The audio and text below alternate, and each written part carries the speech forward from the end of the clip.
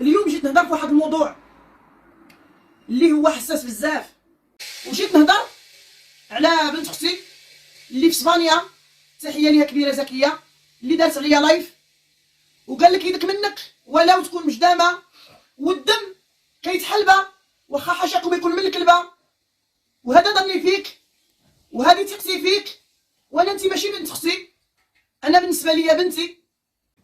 وندوز لاختي اللي هي طاطا بديعه اللي طرا بيني وبينها واحد سوء تفاهم. هي داك سوء تفاهم ما قصداتوش، ماشي مشكل، وانا ما قصدتوش. اللي تنقول للخت ديالي اليوم، انا الساعه اللي قلتي لي اختي انا معاك وانا في صفك عمرت راسي بداك الكلام اللي كنتي كتقولي لي في الخاص. والوقت اللي التجأت للمحامي وكان واحد المبلغ عالي شويه، وانت داك المبلغ تقال قدامك، وانت عارفاني كما تنقولوا ما عنديش هاد الساعه ما عنديش. قلت لك اختي راه جاتني الفلوس المحامي عاليه، عاونيني غير ب 50,000 ولا 40,000.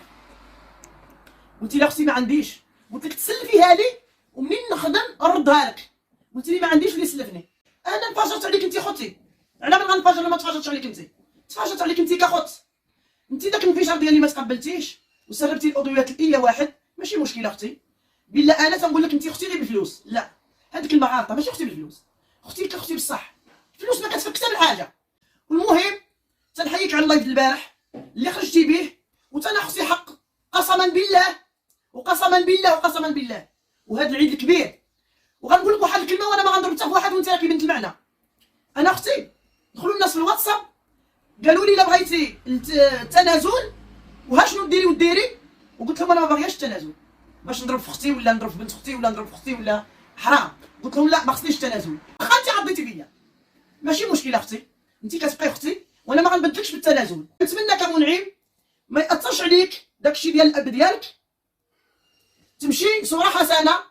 الاب ديالك تيعرفني وانا تنعرفه منعم وما دوزناش معاه قليل، والاب ديالك راه تيبقى الاب ديالك، تيبقى الاب ديالك الاب ديالك، وانت كتبقى ولده. راه الا مشى غير السبيطار غيديك عند راسو، راه لا طرا غير مشكل في الدار غيديك مع جنبو. راه الاب كيولي لولده والولد كيولي لباه، واللي تيدخل بالتخلويض غنخليو له الله. وتنقول لكم انا راني ما غنشد لكمش وما غنتبع لكمش وما غنتشرى لكمش وما غاديش نمشي في صفكم حتى طبق السما معلمه.